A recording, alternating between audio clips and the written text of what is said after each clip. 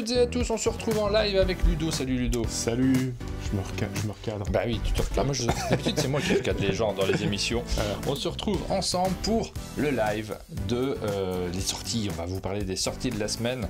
Vous êtes déjà nombreux à vous être connectés sur le chat. Merci beaucoup d'être si nombreux pour nous accompagner pour cette rentrée 2025. Mais oui, c'est fou tous ces gens là. Moi j'ai vu défiler y a plein de gens qui disent bonjour dans le chat. Vous êtes très nombreux et très matinaux surtout. Mais les gens sont matinaux et c'est la rentrée. Et là, tu goûtes un petit peu du parfum de la rentrée que tu n'avais pas l'habitude d'avoir. Tu sais, ce truc de c'est le premier jour de la rentrée. Il y a le réveil qui sonne. Vite la douche, je veux pas être prêt. J'ai pas mis mes affaires dans mon cartable. Tu sais, il y a rien. J'ai pas ma trousse, j'ai pas mon crayon. Moi, j'ai eu ce stress pendant des années. Même quand c'est fini, parce que comme j'étais institut une dizaine d'années, même quand ça a été fini, ça fait. Un petit moment maintenant, je sais plus quand j'ai arrêté, mais il y a un petit moment, pendant longtemps, j'ai eu ce stress du réveil le matin. Qu'est-ce qui se passe et je vais être en retard? Alors là, j'ai eu ça aussi, ça fait longtemps que je ne mets plus de réveil, et là vraiment ce matin mon cerveau il a fait mais qu'est-ce qui se passe quoi? C'est quoi ce bruit désagréable? Et il y a Brenda qui dit pas trop difficile le réveil? Si, difficile. Sur ce format, on va vous présenter des jeux, on a besoin d'être assez nombreux parce que 24 jeux, il faut le temps de les analyser, on va être brouillon sur certains, on va les regarder, on va les découvrir pour d'autres, ça sera en direct, mais Johan a travaillé d'arrache-pied, un levé sacrée équipe sur un monde de jeu, on commence la rentrée avec une équipe de fous et j'en suis absolument ravi. Il a travaillé d'arrache-pied pour ce fameux système.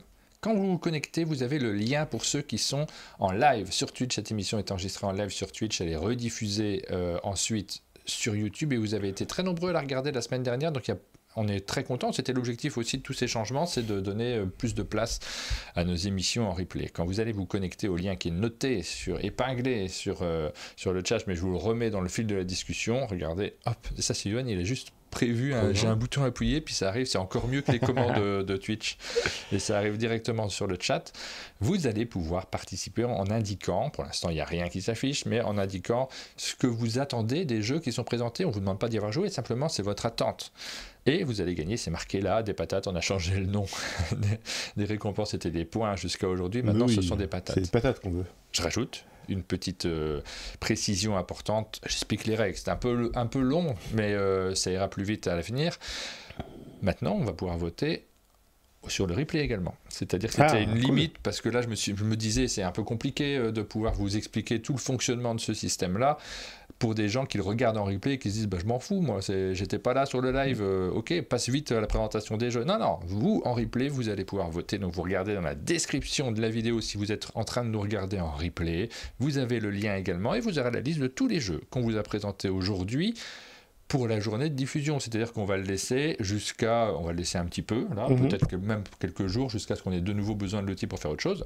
Ouais. Et donc vous aurez l'occasion, si vous regardez assez tôt cette vidéo évidemment, de pouvoir participer également, ce qui nous donne aussi des informations plus intéressantes, parce que la semaine dernière c'était super, il y avait une 60aine de personnes qui votaient à chaque fois, donc c'était parfait, on avait déjà des stats qui ont de la valeur, mais là ça sera beaucoup plus, puisque vous êtes beaucoup plus nombreux naturellement à regarder cette émission en replay. La semaine dernière je crois qu'on a fait 3-4 000 personnes, je me souviens plus en fait, mais un certain nombre de personnes qui ont regardé derrière. Donc c'est cool, il faudra. Parce que si tout le monde vote, ça te fait quand même une belle photographie des attentes. Ça donne vraiment des informations. Alors là, on est sorti de la semaine, mais c'est un outil qu'on pourra utiliser également pour. On l'a fait vendredi, pour quand un éditeur vient et nous présente des jeux qui arrivent sur le beaucoup plus long terme. Et donc, c'est une information qui est même utile pour les boutiques parce que vous avez une petite photographie de l'attente nécessaire. C'est surtout intéressant pour les éditeurs, puisque eux, je leur donne toutes les stats à eux, beaucoup plus que je ne vous en donne en live. Et c'est des informations qui sont amusantes, ludiques, rigolotes, ça fait partie des petites évolutions qu'on essaye de mettre en place. Je rêvais de ce genre d'outil, là ça existe, c'est assez chouette. T'imagines si un jour, dans quelques temps, ça s'est mis en place et l'éditeur il présente des jeux. Ouais. Et puis il fait je le lance pas. Je suis un monde de jeu, je suis à 22%, ça marchera pas, je le fais pas. Je sais pas. Alors oui, pour participer, il faut taper votre pseudo Twitch. Et vous êtes en train de me dire, mais c'est quoi mon pseudo Twitch? J'ai pas de pseudo Twitch. J'allais dire c'est la seule limite. Non, c'est pas une limite, c'est volontaire pour notre part. Il faut donc suivre la chaîne, c'est gratuit de suivre la chaîne et avoir un pseudo sur Twitch. Oui, c'est une petite contrainte. Vous n'êtes pas obligé de regarder les émissions Twitch, mais nous, ça nous permet aussi de vous faire participer. Pourquoi? Parce que il y a des patates, on l'a dit, et ces patates, elles vont servir alors à plusieurs choses. Pour l'instant, on en connaît une. On en a réfléchi d'autres, mais on les a pas mises en place. la première chose à laquelle va servir. Il y aura une boutique virtuelle, quelque chose pour pouvoir les dépenser, mais on met les choses on construit un monde de jeu, vous le savez, au quotidien avec vous au fur et à mesure. Le vendredi 31 octobre 2025, il y aura un bingo en ligne sur Twitch. Donc il faudra être connecté sur Twitch avec son pseudo Twitch. C'est pour ça que c'est c'est la seule inscription dont vous avez besoin. Vous n'êtes pas obligé de rentrer des codes, vous n'êtes pas obligé de faire quoi que ce soit d'autre. Simplement votre pseudo sur Twitch vous permettra de participer au bingo.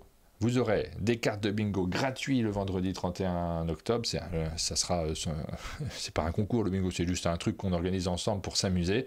Mais ceux qui ont participé auront l'occasion peut-être d'acheter une deuxième carte de bingo pour pouvoir avoir plus de chances de gagner des choses, de s'amuser avec nous. Ça sera l'un des usages possibles de ces différentes patates que vous voyez que vous allez pouvoir gagner. Et puis il y a d'autres choses qui arriveront un peu plus tard. J'ai réfléchi à plein de choses. Par exemple, je donne un exemple, pour l'instant on ne l'a pas mis en place du tout, donc je ne dis pas qu'on va le faire, mais je donne juste un exemple. Dans le générique de temps d'attente des vidéos, on pourra acheter un petit encart où on laisse un petit message genre salut Ludo, j'adore tes jeux. Des trucs comme ça qui seront rigolos, diffusés pendant le générique de temps d'attente. Évidemment, il ne s'agit pas de faire de l'argent avec cette monnaie virtuelle, il s'agit de s'amuser, tout simplement. Il y a pas mal de jeux qu'on va vous présenter, on passera plus ou moins vite sur certains jeux, il y en a certains qu'on va découvrir en direct parce que clairement on a passé plus de temps à programmer cette émission qu'à lire chacun des jeux, ça sera de mieux en mieux au fur et à mesure des émissions évidemment. Je vais les afficher plutôt en blanc en ce qui me concerne, ça sera plus simple pour vous les montrer. On va commencer directement par un jeu qui est publié cette semaine par Gigamic. Alors on reçoit Gigamic à la fin de la semaine, pas la fin de la semaine, à la fin du mois si je ne me trompe pas, et on aura l'occasion de découvrir un peu plus ce jeu. C'est un auteur qu'on connaît bien. Il s'agit de Paolo Mori, donc première fiche de jeu qu'on vous montre aujourd'hui, c'est Altaï, l'aube. On dit Altaï ou Altaï, d'après toi? Bon, je trouve qu'Altaï sonne mieux, mais je t'avoue que j'en ai aucune idée. Ouais. Mais Altaï, ça sonne mieux. De la civilisation, c'est le premier jeu qu'on vous présente aujourd'hui, un jeu de Paolo Mori et Ole Stenes. Apparemment, il s'agirait d'un... C'est toi qui m'as dit ça, Ludo, que c'est un jeu plus ancien, celui-ci? Pas du tout. Enfin, c'est possible, mais c'est pas moi qui t'ai dit ça. Non, c'est pas ce sujet-là. Enfin, ce jeu-là, je l'ai découvert ici. C'est Pénélope qui a dit ça dans son émission. C'est live possible. Hier, c'est possible, parce que j'ai regardé un peu de live, elle a fait sa rentrée, Pénélope. Ouais. C'est un jeu plus ancien, je ne savais pas, moi. C'est un jeu qui date un petit peu et que l'éditeur a décidé de ressortir. Donc, c'est pas forcément une création récente de Paolo Mori, parce qu'ils sont deux auteurs dessus. On a également Ole Stenes.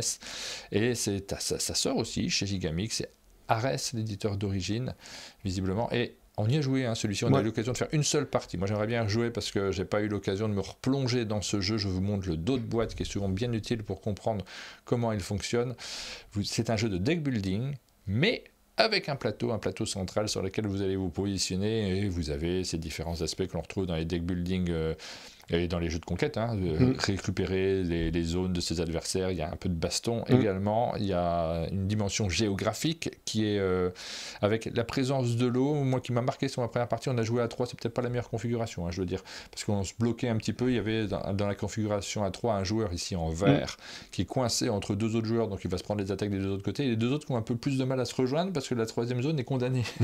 Donc ça, j'ai trouvé ça c'était curieux. Ouais, un peu curieux dans la dimension, et en même temps, faut le prendre en compte. Vous pouvez refaire un petit chemin pour rejoindre, je crois, il me semble, mais il n'est pas évident. Et donc on a fait une seule partie pour l'instant d'Altaï. J'y rejouerai bien. Ouais, moi j'y ai rejoué après parce qu'effectivement on l'a découvert ensemble ici, et après on a eu je sais plus ce qu'on avait, mais avec toute l'équipe de Kaidama on était là, je sais plus pourquoi, donc avec Antoine, Corentin, je crois qu'il y avait Théo, il n'y avait pas Théo, je crois qu'il n'y avait que les cafetières. Bref, on a refait une partie à 4 et ça m'a laissé la même impression de bof. En fait c'est, je trouve que c'est moins bien qu'à deck building. En fait, il y a vraiment l'aspect deck building à la Dominion et à la Clank, enfin ce genre de jeu là, en moins riche j'ai trouvé, à part cette idée du plateau de conquête, etc. Mais j'ai pas trouvé ça passionnant en fait, pour le coup. Habituez-vous aux avis de Ludo. Ludo peut... Non, mais en fait, pour le coup, il y a vraiment tout. Enfin, toi, c'est Paolo Mori qu'on aime bien, et il y a souvent de très bonnes idées. Et là, ça nous a tous un peu laissé froid, cette expérience sur Altaï. Je vous montre, hein, pour ceux qui sont en live ou en replay, vous allez pouvoir voter. Donc là, vous avez accès à Altaï. C'est le premier jeu qu'on vous propose pour le vote. Donc tout simplement, vous allez nous indiquer. On va passer plus ou moins vite. Là, on prend un petit peu plus de temps parce qu'on a eu la chance d'y jouer tous les deux. Ah, donc mais ça tu nous peux voter permet... comme ça sur le truc. Vous pouvez c'est directement trop bien. indiquer tout de suite. Là, maintenant, faites-le tout de suite. Mais si vous ne le faites pas tout de suite, c'est pas grave puisque tous les votes restent actifs pendant toute la session et vous allez pouvoir continuer à donner vos indications sur votre attente sur Altaï. Moi, tu vois, je vais rester relativement neutre parce que j'ai fait une partie. Ma première partie, je l'ai trouvée moyenne sur la toute première, et en fait, j'ai très envie d'y jouer à 4 parce que j'aime bien et le deck building, j'aime bien et les auteurs, et j'ai l'impression que le plateau est fait pour jouer à 4. Donc, c'est le sentiment que j'ai sur ce jeu-là. Voilà, ça, c'est mon premier vote de la journée. Je reste relativement neutre. Ah, j'ai gagné une patate. On continue. Il y a Aline qui demande à remettre le lien, si tu veux, pour les gens. Oui, bien sûr. Hop, on met le lien dans le chat. Il arrive au fur et à mesure. Est-ce qu'il arrive ou pas? Je n'ai peut-être pas bien appuyé. Ou alors... de toute façon, il est épinglé. Il est épinglé, ok. Ouais. Il y a que... Tout le monde ne peut pas le mettre, hein, le lien. C'est réservé aux professionnels. Mais Aline, tu peux le mettre, en fait, le lien. Hein. Toi, tu y as accès aussi. Hop, je vous le remets là, comme ça, manuellement. On continue. Je pense que Yoann est en train de regarder ce fameux lien. C'est le lien qui a renvoyé. Oui, c'est possible. Ah oui, effectivement, sur téléphone, les liens épinglés, c'est pas si évident en fait. Oui, c'est vrai. Je remettrai de temps en temps, évidemment. Et ça, c'est les petites pauses qui ont lieu sur les premières émissions, et après, je pense que je vais l'écrire, tu sais, dans l'habillage du live. Oui, de toute façon, l'habillage du live, je n'ai pas eu le temps de la retravailler, c'est le même que l'année dernière, mais j'aimerais bien le faire évoluer un petit peu, parce qu'il y a des choses à améliorer là-dessus. Yoann a trouvé l'erreur que certains ont eu sur l'admin, c'est corrigé, mais peut-être pas pour ce live. Ça, c'est pas grave. On vous fait confiance pour pas faire des bêtises avec nos liens. On continue. Les aventuriers du rail boréal. Alors, toi, t'aimes pas les aventuriers du rail, c'est ça? Moi, j'adore les aventuriers du rail. Je comprends pas que les gens y jouent à ça. C'est un de mes jeux préférés. Je pense qu'il est dans mon top 5. J'ai quelque chose de très fort avec les aventuriers du rail. Incroyable le niveau d'ennui de ce jeu, quoi. C'est fou. Ouais. Aventurier du rail, les aurores boréales, parce qu'il est très simple, c'est un jeu dans lequel tu vas simplement prendre des cartes. Moi, je suis pas contre les jeux simples, je suis contre les jeux où on s'emmerde, mais... je m'ennuie jamais sur les aventuriers du rail, ça me fait toujours plaisir d'y jouer, parce qu'il y a plein d'aspects que j'adore, et notamment le fait de jouer avec des cartes différentes en se disant « Ah, comment je vais me débrouiller ?» C'est un jeu court, hein, quand même, il faut le rappeler par rapport à tous ceux qui existent aujourd'hui, ce placement assez simple. C'est une version qui est revisitée, parce que je crois qu'il y avait déjà eu un... Comment il s'appelait? Je ne sais plus trop. Il y a déjà eu une version en tout cas sur les îles nordiques. Il y a Elementis qui est une version Scandinavie. Ouais, Scandinavie, c'est ça. Ouais. Et donc retravaillé, on a une nouvelle boîte qui sort là tout de suite en ce moment avec ces aventuriers du rail. J'avais déjà la version Scandinavie évidemment, et bon, comme j'ai toute la collecte, j'adore les aventuriers du rail, moi. Ça, je comprends pas, hein, parce que c'est le b.a.-ba du jeu d'itinéraire. On n'a pas du tout le même avis là-dessus. Moi, je suis complètement... de toute façon, on fait du... Enfin, c'est du... On est dans du loisir et moi, je compare toujours ça à la musique ou au cinéma. Toi, il y a des styles.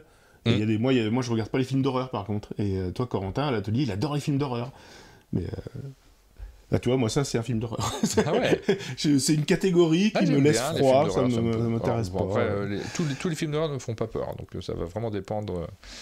Ça va vraiment dépendre du type de film dont il s'agit. On se reconnecte sur l'interface. Vous pouvez voter pour les aventuriers du rail. Vous pouvez faire ce que vous voulez. Ah non, je mets une bonne note. Alors, vous n'allez pas voir mes votes à chaque fois. Hein, je ne vais pas voter à chaque fois parce que je vais animer cette émission, c'est mieux. Mais moi, je suis assez à fond. Alors, c'est une attente. C'est pas de la nouveauté, mais allez, 77. C'est plus que ça. Tu veux compléter la collecte. Il te le faut. De toute façon, tu vas l'avoir. Il faut mettre 100 là. C'est sûr que tu vas l'avoir celui-là. Bon, c'est comme ça. Ensuite, on continue. Hop, les aventuriers du rail, on les a vus. Vous le connaissez, blanc, manger coco, la banane. Vous allez pouvoir voter si vous le souhaitez sur ce jeu ou pas. Vous pouvez mettre 0 ou 100 hein, si vous attendez avec beaucoup d'impatience. Moi, j'ai joué à Cards Against Humanity quand c'est sorti à l'époque. Ouais. Mais tous ces clones et les trucs, j'ai jamais vraiment joué en fait. Ça a très mauvaise réputation, mais au final, je n'y ai jamais joué. Oui. Non, c'est pareil que Cards Against Humanity, c'est la même chose. Alors c'était rigolo parce que Cards Against Humanity, on avait un avis assez positif, puis tous ceux qui sont arrivés derrière, il y a eu une opinion assez négative. Bon, moi, ce que j'aime particulièrement pas dans ce type de jeu, comparativement à d'autres, c'est que quand même, t'as pas d'imagination. Mm. C'est juste, tu prends les cartes qui ont déjà été écrites par quelqu'un en disant ça c'est drôle, je vais marquer Zizi. Et donc tu joues la carte Zizi qui a été imaginée par quelqu'un et que tu es obligé derrière de rigoler ou pour essayer de mettre un peu d'ambiance. Mais en vrai, j'aime bien moi la créativité, que ça fuse autour des joueurs et qu'il se passe quelque chose. Et c'est pas évident les jeux à créativité, enfin les jeux blagues. Ouais. En fait, soit les blagues elles sont déjà écrites et bah t'as rien à faire et puis bah tu lis des blagues quoi. Soit ça te force à créer des blagues et c'est pas évident parce que bah, c'est dur de créer des blagues en fait, enfin, de faire des choses marrantes, c'est pas si évident en fait. Donc le curseur il est pas facile à doser dans un jeu. Par contre, il est facile à doser pour le vote. Là, le curseur, vous faites ce que vous voulez. Hein, mais... ah oui, c'est bon, le téléphone c'est éteint.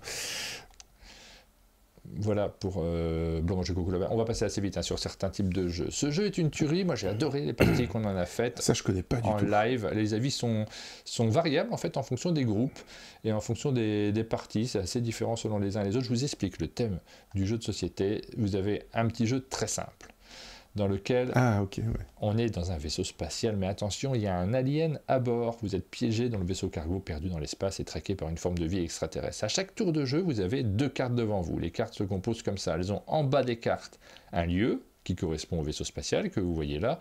En haut des cartes, une action très chaotique. Souvent, ça peut être... il peut y avoir un incendie dans une pièce en particulier, quelque chose de gênant. Vous allez choisir dans quel sens vous allez jouer vos 2 cartes. Et on va les révéler autour de la table. Bah, moi, je suis dans la passerelle. Vous choisissez ce que vous faites. Hein. Soit vous révélez votre action, soit vous révélez votre lieu. Donc c'est hyper chaotique. Vous n'avez aucune idée de ce que les autres joueurs ont fait, sachant que il faut participer au jeu. Il faut quand même donner de petites indications. Il ne faut pas jouer de manière arrêtée. Personne ne parle. C'est pas un jeu dans lequel on ne se parle pas. Il vaut mieux se parler. Et il va se passer des choses, forcément, puisque à la fin du tour, on a une piste de cartes également qu'on va retourner, où on indique où est l'alien. Si par malchance, vous êtes dans le lieu où se trouve l'alien, vous êtes croqué, vous ne jouez plus pour 7 manches. Ça va assez vite, hein. C'est des manches ultra courtes, c'est pas des jeux à élimination où vous regardez les autres jouer pendant une demi-heure, c'est pas du tout le cas. Quand les gens commencent à disparaître, en général, c'est qu'on est bientôt sur la fin du jeu. Vous ne jouez plus sur 7 manches, donc on est un peu, en termes de sensations, entre... en fait, j'ai pas du tout envie de le comparer à un loup-garou de Tire-sur-Lieu parce que c'est pas du tout ça, c'est beaucoup plus chaotique et moins d'analyse. Mais il y a un joueur qui joue l'alien ou l'alien c'est pas du tout, c'est le moteur. Le jeu. Ouais. Par contre, il y a un petit côté love letter d'une certaine manière, tu sais, où ça va aller tellement vite les manches, on va enchaîner les parties très très rapidement. Et si vous avez un bon groupe autour de la table, ça risque de vous faire marrer. Et ce qui est très surprenant, moi c'est ça qui m'étonne, c'est que les retours sont archi différent. Tu as des joueurs qui adorent, il y a des joueurs qui n'aiment pas. C'est Rachel qui nous disait, moi la première partie j'avais pas aimé, mais j'ai fait jouer une équipe, je sais plus qui exactement, peut-être les gens qui démarchent dans les boutiques chez Neolydis, et tout le monde a adoré, ils ont joué toute la nuit. En fait c'est assez révélateur de ce que c'est comme type de jeu. Ça va dépendre du groupe, très clairement. Et j'ai vraiment bien aimé, on a fait une partie en vidéo qu'on va vous diffuser là, puisque ça sort cette semaine. J'ai vraiment bien aimé la partie qu'on en a faite. Ça c'est super intriguant, ouais. Puis le thème il est marrant, assez chouette en fait. Enfin, c'est un thème classique, enfin il n'y a pas tant que ça dans les jeux de société, mais toi c'est un imaginaire qu'on a tous quoi. Le vaisseau spatial perdu dans l'espace et le monstre qui te court après, on voit très bien où on est quoi. Ouais. Et j'aime la méca, elle est rigolote. Tu dois associer une carte où il y a le lieu et t'as des petites possibilités. Non, ça a l'air chouette.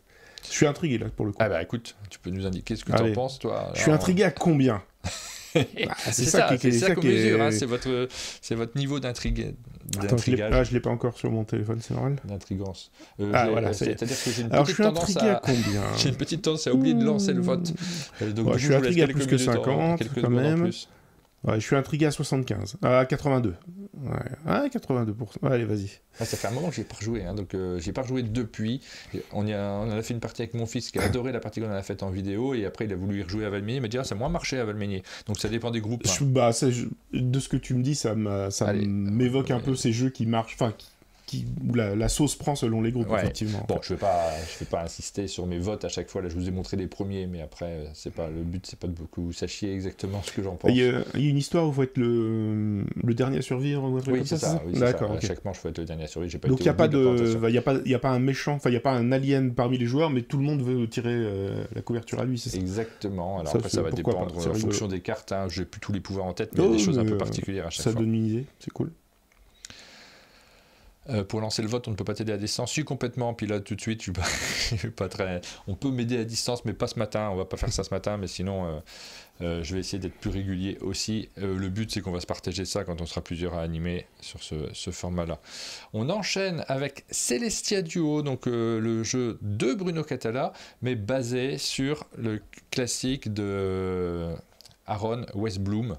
Celestia, vous connaissez, un jeu d'Aaron Westbloom dans lequel on est en mode compétitif. Il va falloir se bagarrer entre les joueurs pour essayer de gagner le plus possible, et en bluffant aussi, parce qu'il y a ce côté, tu sais, je reste dans le vaisseau, ou je sors du vaisseau. Il y avait tout un aspect qui était assez rigolo par rapport à ça. Et bien là, on garde l'univers, mais vraiment, c'est pas du tout le même jeu. Ça n'a vraiment strictement rien à voir. On vous diffuse les vidéos d'ailleurs qu'on en a faites aujourd'hui même.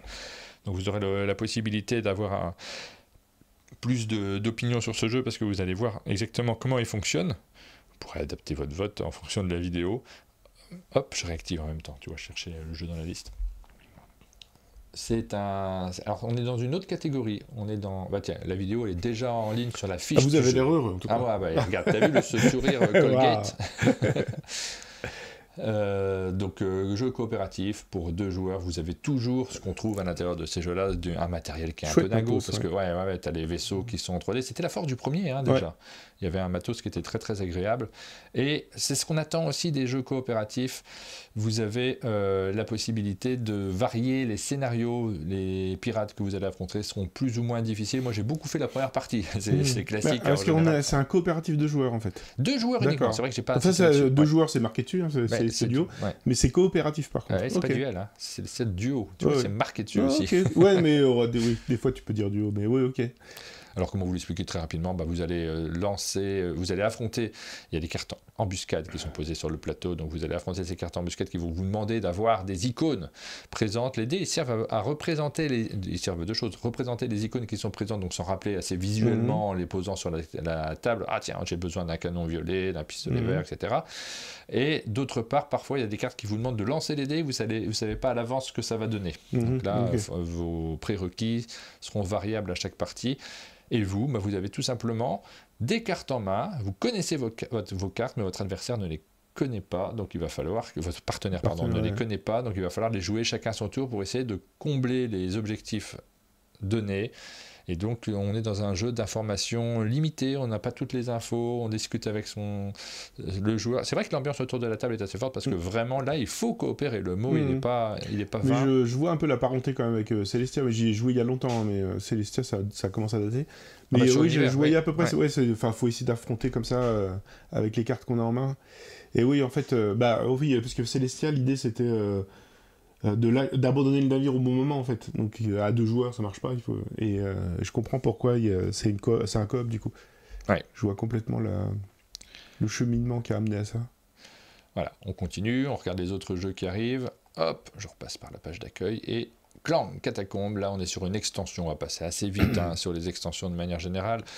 Le Clan Catacombe, c'est un clan qui a beaucoup fait parler, parce que c'est un jeu qui a bien marché. Il y a eu plusieurs versions. Il y a eu le fameux Clank in Space, dans l'espace, qui est arrivé et qui a connu aussi un certain succès.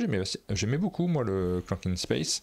Et là, on a le Catacombe qui arrive, qui a remporté un gros succès. C'est marrant, ces jeux qui ont de nouveaux stand-alone réguliers qui sortent. Et on se dit, les gens vont se lasser peut-être, mais non, ils gardent un succès assez fort, ce jeu-là.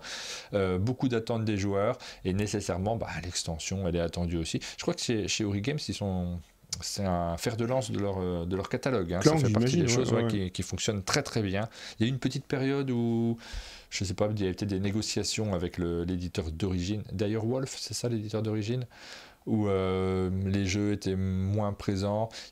Tiens, j'ai le deuxième Legacy. J'ai pris la boîte. Je ne sais pas si on se lance dessus à un moment. On n'a pas fini le premier. On n'a pas fini le premier parce qu'on a cette mauvaise manie de se dire ça joue à 4, on va y jouer à 4. Et je ne suis même pas sûr que c'était une bonne chose à 4. Parce que ça rallonge les tours et tout ça. Peut-être qu'il faut y jouer à 3 et trouver un groupe plus fiable. En tout cas, pour l'instant, j'ai le Legacy sous cello. En fait, moi, j'ai racheté le 1 parce que j'avais trouvé ça chouette. Et il est encore sous cello parce que j'ai pas trouvé l'occasion de le lancer. Et du coup, je vais pas acheter le 2, j'ai pas fait le 1. Donc, mais Clank, c'est vraiment devenu pour moi un classique de... En fait, le deck building, c'est Dominion. Enfin, l'invention, c'est Dominion. Et après, il y a eu pas mal de déclinaisons. Pour moi, c'est une des meilleures déclinaisons du deck building, Clank. Et effectivement, le Clank normal je le conseille vraiment à 3 joueurs. Ouais. Et du coup, je pense que le Legacy, c'est pas plus mal de le faire à 3, effectivement. À 2, c'est un peu juste. Je le conseille à 3, nous dit Rachel, pour le Legacy. Hein. C'est pas celui dont on vous parle là, c'est juste l'extension du Clan Catacombe dont on vous a parlé. Je vous ai remis le lien sur le live si vous voulez participer et voter pour ces jeux-là. Bah écoute. C'est pas évident, moi je mets combien parce que... J'ai pas joué au Catacombe. En fait. Moi j'ai pas joué au Catacombe. Est-ce que j'attends l'extension? J'ai quand même pas joué au jeu. Moi c'est quand même un chouette. Je vais voter juste par rapport au Clan Catacombe là tout de suite. Ouais. Je vais voter juste par rapport à celui-là et je vais mettre. Alors vous voyez, là, moi j'ai pas voté au fur et à mesure pour le Célestia, j'ai pas fait mon vote. Du coup, j'ai accès aux 2 votes. Donc vous avez accès à tous ceux que vous n'avez pas fait. Quelqu'un demandait dans le chat est-ce que je peux voter plus tard. Exactement. Si vous n'avez pas fait les choses, vous vous connectez, vous aurez accès à tous les votes du jour. Voilà pour le.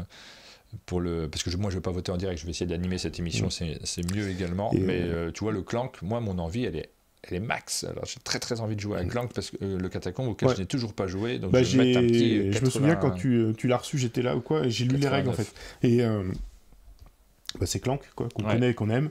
Et la grosse différence, c'est que il n'y a pas de plateau de jeu fixe, c'est des tuiles. Et on va avoir comme ça un plateau random qui va se créer. Donc il n'y a pas de raison que ça soit pas bien en fait. C'est le InSpace qui était un peu comme ça aussi, hein, il me semble. Tout à fait. Je me souviens bien. Mais InSpace, je sais pas pourquoi, ça avait... Moi j'avais bien aimé, c'est peut-être la changement de thème qui fait que ça a moins pris. Ouais, peut-être dans l'espace, ça correspond moins. Mais j'ai joué qu'une ou 2 fois. Alors, le Disney Lorcana trésor de machin truc. Ça, faut être joueur. Si t'es joueur de Lorcana, je pense que c'est mais très en fait, bien. sur les sélections, là, j'ai été large, j'ai tout mis. Mais sur les sélections de jeux, je pense que je serais peut-être un peu plus sélectif, justement, sur notamment tous les jeux de cartes et tous les. Je le fais pas généralement. Il y a un booster en plus, un machin, un truc qui arrive. Souvent, je le fais pas. Mais là, c'est une grosse boîte sur ce Disney Lorcana. Donc, je voulais la citer quand même parce que vous allez avoir la possibilité de faire du rangement à l'intérieur. Regardez, vous ouvrez cette boîte, déjà vous avez 8 ou 9 boosters à l'intérieur pour Fabuleux, qui est la nouvelle extension. Ouais, la nouvelle extension qui arrive sur l'Orcana, et vous allez pouvoir ranger. Alors, je ne sais pas comment les gens rangent, parce que c'est assez variable. Est-ce qu'on range dans des boîtes? Ça, c'est une vraie question. Oui, c'est parce que j'ai l'impression que les gens qui font de la carte à collectionner comme ça, ils ont des classeurs pour ranger leurs cartes. Ouais. Oui, a priori, tu as plutôt des classeurs. Mais bon. Après, il y a des petits compteurs, il y a tout plein de petits trucs. Il y a plein de trucs à l'intérieur. Allez, on passe assez rapidement là-dessus. On enchaîne avec le jeu suivant qui est Duplique. Alors là c'est aussi, une réédition, ça. On va passer dessus, mais normalement, je ne l'aimais pas, les rééditions. Et là, j'ai quand même voulu le mettre parce que Duplique, c'est un classique. C'est un jeu qu'on connaît bien, qui est un habituel. Il a gagné l'As d'Or, Duplique. Ouais, tout à fait. Il s'appelait Identique au moment où il a gagné l'As d'Or. Exactement. Ça devait être dans les 2009, 2010, un truc comme ça. Ouais. 2009, peut-être. C'est un très chouette jeu de dessin. Moi, j'aime vraiment beaucoup ce jeu-là, parce que finalement, les jeux de dessin, on n'y joue pas tant que ça. Et celui-ci est vraiment, vraiment original. Alors, est-ce que je saurais vous résumer? Alors, j'y ai rejoué très récemment parce que la version originale du jeu, elle est très ancienne, elle est plus ancienne que la VF. Ouais. Et donc, c'était un jeu qui était éligible au vieux qu'on lui dit. C'est un jeu qui a plus de 20 ans. Il a plus de 20 ans, Duplique. La première édition, l'édition américaine. Tu sais qu'il a gagné l'As d'Or l'année d'avant que j'arrive dans l'As d'Or. Ça veut dire que c'est si vieux que ça. Non, mais en fait, l'édition, elle est arrivée. L'édition VF, elle est arrivée super tard.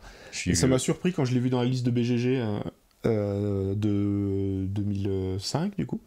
Et donc on y a rejoué en grand groupe au vieux qu'on lui dit, et c'est vraiment chouette. Ça crée des trucs assez marrants. Hop, j'active le vote sur ce jeu-là. J'ai très envie d'y rejouer en fait, parce que ça fait partie des jeux familiaux. Tu peux l'expliquer en 2 mots Oui, tout ça. C'est tout simple en fait. Il y a un joueur qui détient une carte sur laquelle il y a un dessin un peu loufoque, avec plein de détails, et il a le temps du sablier pour le décrire à tout le monde autour de la table, en disant voilà, il va falloir faire alors à gauche il y a un escargot, il est au ras du sol, et en fait on essaye de décrire le plus de détails possible, parce que une fois que le sablier sera écoulé, on va retourner la carte, et derrière il y a une liste de détails il faut que les gens aient dessiné. Mais toi, t'as pas conscience quand tu le décris. Non, tu sais pas. Alors du coup, comme tu connais le jeu et que tu sais et tu dis tous les trucs un peu bizarres, tu vois, oh là là, il y a un nuage en haut à droite, attention. Ouais. Et aussi bien, c'est pas sur la liste. Et donc tu t'essayes de décrire le plus possible. Et donc vous allez marquer des points à gagner en fonction des détails que vous avez réussi à retranscrire. Et ce qui est marrant, ce que ça crée, c'est que des fois ça dit il faut que le personnage il ait une main en l'air, et en fait tu l'as pas dit, t'as pas eu le temps, mais les gens, comme ils sont comme ils interprètent le dessin dans leur tête, ils font le truc quand même, quoi. Donc des fois, tu te retrouves à avoir dessiné des choses qui sont dans la liste alors qu'on te les a pas décrites. C'est assez marrant, et à la fin, on se montre les dessins. Enfin, les jeux de dessin dans ce style-là... Duplique ou Telestration, esquissé, ça c'est rigolo. Enfin, les jeux où on se montre ses dessins à la fin, c'est toujours marrant. Oui. Et puis là, tout de suite, tu vois, c'est le plaisir aussi de reparler des jeux qu'on le droit à leur nouvelle version. Ouais. Et Asmodée nous a dit qu'ils travaillaient beaucoup sur leur remise en avant de leur classique, et ça fait partie de leur classique. Un As d'or, c'est toujours important. Ce jeu-là, ça me donne envie d'y jouer. Là, tout de suite, j'ai envie de le sortir, d'aller le chercher dans ma ludothèque, sachant que j'ai la toute première version, moi, française. Oui, je crois que c'est celle que j'ai aussi dans une grosse boîte. Ouais. Parce qu'il y a une version grosse boîte, après il y a une version petite boîte à la Jungle Speed, avec un petit sac, et puis du coup maintenant ça. Alors on passe assez rapidement sur le jeu suivant, parce que là j'ai une description qui est insuffisante là-dessus, je suis pas capable de vous en parler dans le détail. C'est le meilleur moyen d'avoir un gros vote, c'est un truc intriguant, c'est pas ce que c'est. Tu crois on verra bien les votes. Il y a Seiji Kanai. Alors Seiji Kanai, on en a parlé la semaine dernière, parce que visiblement ça serait plutôt cette semaine qu'il sort. Ça fait partie des jeux qu'on cite toutes les semaines. Hein. Final Fantasy Mogul Bounty Mayhem, pardon pour la prononciation. C'est un jeu qui signe Seiji Kanai, donc ça nous intrigue, avec un univers, si vous aimez les Final Fantasy, qui peut-être vous intrigue, mais là vous voyez que c'est des petits lapins dessus. Oh, bah oui, oui. Voilà, ça peut pas être mauvais. Et c'est pas si petit que ça, parce que c'est un 45 € quand même. Seiji Kanai, on le connaît pour des petits jeux, a priori, mais là, c'est une plus grosse boîte. Alors, on vous lit le descriptif, tout simplement, et on se fiera à ça, parce que j'ai pas vu beaucoup de visuels sur ce jeu.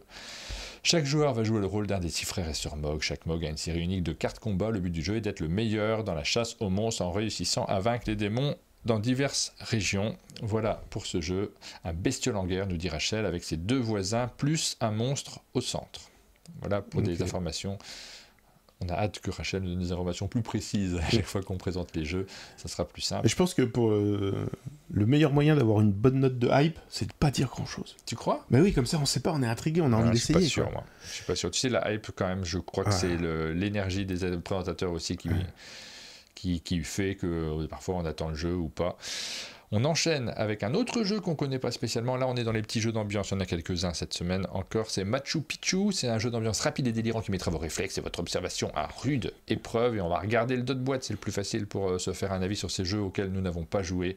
Annoncez votre carte sans vous mélanger les pinceaux. Frappez... c'est trop petit. C'est surtout frapper la piñata. La piñata. Voilà, donc c'est un jeu dont on l'a compris, dans lequel on va... T'as des petits mots qui sont... C'est un jeu à comptine, quoi, la taco, book, cheese, pizza. Ça fait vraiment penser à taco... avec un jungle speed, dans le côté où il y a 2 cartes identiques, il faut déclencher un truc. Il faut compléter le mot Machu Picchu en premier pour gagner les points, pour gagner la partie visiblement. Donc vous avez un petit peu de comptine peut-être, mais aussi très simple, observation, rapidité. Je pense que tu as cité la bonne correspondance avec... Taco 4 Book Expedia qui a le droit à plein de versions et qui est, on le sait, la plus grosse vente de Tribuo. On les a eu la semaine dernière, ils nous ont dit que vraiment ça avait bien marché. Donc Bob Dani, Machu Picchu, c'est pas le Pérou. C'est pas le Pérou, tu crois? Après, il y a toujours des clients pour ce genre de... Moi, je suis pas client. Moi, je suis vraiment pas client des observations rapidité. Ça me fatigue physiquement. Et puis, en vrai, je suis pas fan des jeux à comptine, où tu fais toujours les nanana. Il y a un côté où ça te force à être rigolo. Je trouve ça... Mais il y a toujours des gens qui adorent ça. Est-ce que tu as voté là-dessus Pas encore. Alors, je regardais, parce qu'il y a une personne qui parle pour la première fois dans le chat. Ah, c'est mon pote Gauthier qui parle pour la première fois. Bonjour à tous, je vais pas déranger les streamers avec ma question, mais je voulais savoir si, dans le chat, il y a des gens qui connaissent le jeu Smile Life. J'ai découvert récemment et je ne comprends pas qu'il n'y ait pas plus de succès. Bonjour à l'éditeur de Smile Life, parce que je sais pas si... Je connais le jeu Smile Life et je ne suis pas très fan, moi. Ça dépend, en fait, c'est une question de goût, hein, bien entendu. C'est des jeux d'ambiance, hein, évidemment. Je vous remets le lien pour ceux qui veulent voter au fur et à mesure sur le chat. Vous pouvez rattraper les précédents jeux sur lesquels nous avons fait les présentations. Alors évidemment, ça sera mieux si vous regardez en replay, parce que là, vous aurez des présentations pour avoir le descriptif, mais vous avez accès à tous les votes. On rappelle qu'il faut suivre la chaîne pour pouvoir voter, et vous allez indiquer simplement ce que vous pensez des différents jeux. Par exemple, là, un jeu d'observation rapidité, c'est pas du tout un jugement sur le jeu, mais moi, bof, quoi. C'est pas un comme truc, je disais tout à l'heure, toi, ouais. toi, l'observation rapidité, c'est comédie romantique. Bah, Ouais. moi, je sais pas, Après, ça m'intéresse pas trop. c'est ça. Mais j'adore les faire en vidéo, par contre. Ouais. J'ai beaucoup de plaisir. Tu Ouais, on l'a fait ensemble, mais d'ailleurs, oui, sur mais on Taco a 4. fait, On a adoré j'ai participé à la vidéo, ouais. c'était très rigolo. Très, très marrant. Mm. Smile Life, c'est quoi? C'est un jeu où on raconte la vie de quelqu'un avec des petites cartes images, hein, si je me souviens bien. Je connais pas du tout. Mais il sort pas cette semaine, donc on va pas s'attarder forcément dessus. On continue, les votes. Alors, Mamie Zana nous dit qu'elle a des problèmes pour se connecter au site, on regardera hein, s'il y a des soucis, ça des choses qui vont évoluer, mais l'avantage c'est que je laisse les votes en cours de toute façon. Donc, Je suis déjà à la tête d'un pécule de 10 patates. Hein. Je sais pas ce que tu vas en faire. Je sais pas non plus, mais est-ce que tu vas hâte. mettre un message dans le temps d'attente des vidéos? Peut-être. Ça, c'est le truc que j'ai envie de mettre en place assez rapidement, tu sais. Parce que j'ai hâte de rigolo. lancer le temps d'attente. Le message restera une semaine, parce que je mets à jour une fois une semaine le temps d'attente, une fois par C'est semaine. rigolo. Et vraiment, si tu as un truc très intéressant du genre. Je sais pas. Ah non, mais tu je pourrais mettre comme sais pas, je ferai message ma promo quand il y a le jeu à moi Mais qui tu sais, sort. c'est comme- Et non, en mais- fait, Ouais, comme à la radio, où tu dis, bon ben voilà, là on a une chanson, cette chanson elle est Ah envoyée oui, par les dédicaces. Aline, Ah. c'est Aline qui dédicace cette chanson et c'est pour Martin, vraiment. Et là t'as une quel chanson homme qui- admirable tu es. Enfin, toi, c'est... Je suis venu te dire que je m'en vais. Pour Martin, c'est pour toi, c'est Aline. Hop, c'est parti. Il y avait ça à la radio sur la Ouais, FM. je me souviens. Trop bien. Bon, alors, on continue, on était sur les nouveautés. Là, mais t'aimes bien les jeux de mime, toi, Ludo, non? Ça dépend, ouais, enfin, faut... Toi, t'es quelqu'un de fun. Ouais, t'as vu, ça se voit, ça se lit sur mon visage, je suis quelqu'un qui aime C'est m'amuser. Rémi Mathieu, l'auteur de ce Mime Battle. Rémi Mathieu, qu'on connaît notamment pour il a gagné un sablier d'or, le premier, si je me trompe pas, si c'est bien lui, ou je mélange, je confonds les gens peut-être. Bah, Je je sais confonds les pas. gens. Le nom me dit rien, mais je l'ai zappé, mais... Oui, je confonds, possible. je crois. Donc Rémi Mathieu, en tout cas, je le connais, j'ai déjà croisé. C'est un jeu d'ambiance dans lequel deux équipes essayent de deviner un mime, mais les deux équipes jouent simultanément en utilisant des mots qui sont liés ou même identiques. Dolmore nous dit Unchained Knowledge, c'est ce que je cherchais, mais est-ce que c'est bien Rémi Mathieu, Unchained Knowledge, ou est-ce que je confonds les noms des gens? C'est possible que ça se ressemble. Je suis sûr que j'ai déjà croisé Rémi Mathieu, mais je ne sais plus lequel c'est. Chef de projet chez Yellow. Attends, du coup, Mime Battle. Oui. T'as deux joueurs qui miment en même temps, c'est ça? Deux équipes Dans essaient chaque de deviner équipe. un mime. On va regarder le dos de la boîte, puisqu'on a le dos de la boîte, donc ça va être peut-être plus simple. C'est chez Yellow que est publié ce jeu. Je vous avoue que je n'y ai pas encore joué. Il y a l'équipe eau et il y a l'équipe feu. Affrontez-vous dans un duel de mimes endiablé. Soyez le plus rapide à faire deviner votre liste de mots à votre équipe. Donc là, on a... Ouais, il y a le côté duel. Je me demande si j'ai pas joué. Ça me dit quelque chose vaguement, mais j'oublie au fur et à mesure. 3 mots à mimer. Sel... On peut zoomer un petit peu ou pas? On peut zoomer au-delà de 100%. Ouais. Sel, poêle, ping-pong, poivre, crêpe. Donc un mot commun aux deux équipes. Ah Ok. oui, ça c'est rigolo aussi parce que tu dois mimer, mais forcément tu peux regarder un peu ce que l'autre équipe mime. Observez l'équipe adverse pour trouver vos mots plus facilement et prenez de l'avance. Découvrez le mot final pour remporter la course. Le dos de boîte est bien fait, on comprend à peu près qu'il va falloir mimer, qu'il va y avoir des équipes et qu'on va se piquer des mots. Ça peut créer de l'ambiance. Après, ça reste un jeu de mime, hein, donc il faut plutôt aimer ce type de jeu, mais pourquoi pas. Faut peut-être que je lance le vote. Deux équipes, un mime dans chaque, les deux mots sont opposés similaires, le troisième Et est du coup, identique. ils miment en même Égale temps fun, ou c'est je chacun dis son tour Dolmore. qui mime? Oui, oui, c'est en même temps parce que tu observes les autres équipes. Donc tu regardes ton équipe mimée, mais tu jettes un œil quand même à l'autre parce Ouais. qu'il fait des trucs qui peuvent te donner des indices. Ok. Et c'est bien le Rémi Mathieu dans cette D'accord. knowledge, c'est bon, je me mélange pas trop dans mes noms. Parce que je connais un autre Mathieu ou un autre Rémi et je me mélange un peu sur les personnes. C'est pas très élégant, mais bon, ça peut arriver. Ok, pourquoi pas. Essayez. Ouais, moi j'ai envie d'essayer plutôt. Après, je suis pas très mime, hein, parce que en fait, il faut que je me dérouille, tu sais, il y a ce truc de allez Martin, c'est à toi de mimer, Faut puis se mettre, le faut se temps de mettre se en jambe, mettre, quoi. allez attends, je Ouais. me mets en jambe, puis une fois que c'est lancé, bah, c'est bon, je redeviens fun. Mais ce côté vieux bougon que tu m'as peut-être refilé un peu quand même parfois. Non, tu crois que je ça, l'avais de base? ça se donne pas ça. Ouais. Tu l'as ou tu l'as pas. Ça, c'est Ça comme... y est, c'est important. On vous en parle en fin de semaine, ces moustaches. J'ai commandé des moustaches. J'espère qu'elles arriveront à temps. Mais en fin de semaine, on reçoit l'équipe de Lumberjack pour ce tout petit jeu de cartes qui fait partie des bonnes pioches des jeux distribués par BlackRock sur cette fin d'année. Je le dis parce que si j'ai joué à moustache. J'ai eu l'occasion d'y jouer, mais c'est Aline qui nous l'a dit quand elle a fait quand elle a été à la présentation de tous les jeux BlackRock, elle m'a dit il y en a quelques-uns que j'ai notés, deux qu'elle avait plutôt bien aimés dans ceux qu'on vous présente cette semaine notamment, et Moustache en faisait partie. Ok. C'est bien plus qu'un jeu de pli, nous dit le pitch, c'est un concentré de stratégie de co-organisé et de surprise en cascade. Les équipes changent à chaque manche, les alliances se font et se défont. C'est un petit jeu de cartes très simple, haut en couleur. On va rappeler le nom de l'illustrateur, puisque c'est Manu Gurobei, vous avez reconnu son style. Manu Gurobei qui a fait beaucoup de petits livres dont vous êtes les petits héros, notamment ce genre de livre chez Macaca Édition, et qu'on revoit de plus en plus souvent dans les jeux de société. C'est signé par Jules Messot et Alexandre Aguilar, un petit jeu de cartes simple. J'ai pas mis de visuel, il faudrait que je mette des visuels sur cette fiche. Simple et plutôt sympathique. Hop, je vous lance le vote, vous pouvez voter dessus. J'ai toujours peur de faire un misclick, tu vois, j'ai un gros doigt et des petits trucs à... Je suis intrigué. Bah, en fait, pas joué, toi ? Non, j'ai pas joué. Alors, c'est super joli. C'est le premier truc que tu peux voir, ça saute aux yeux. C'est quand même assez chouette. Et de ce que j'ai lu, c'est un jeu de pli avec des contraintes qui viennent s'accumuler petit à petit. De manche en manche, ouais. Les règles supplémentaires s'empilent les unes sur les autres. Ce qui est très rigolo, c'est le changement d'équipe, en fait. Parce que c'est un jeu par équipe. D'accord. Mais à chaque manche, tu ne joues pas avec les mêmes personnes. Donc, tu vas changer. Un coup, tu tiens avec quelqu'un, puis un coup, tu tiens avec un autre. Ça, c'est vraiment cool. Ça crée des dynamiques qui sont sympas autour de la table. Clairement, on va faire une vidéo dessus. Je pense qu'on va bien se marrer. Parce que déjà, on aura des moustaches. J'espère qu'on recevra des moustaches. J'en ai commandé des arcs-en-ciel. Donc, si tu veux, ça va être génial. Très envie de porter la moustache. Voilà pour ce petit jeu qui sort chez Lumberjack.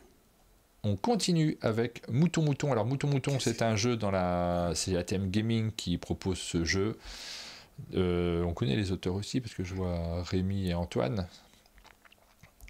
Souvent c'était fait en interne, mais là Rémi c'est pas en interne, je ne crois pas.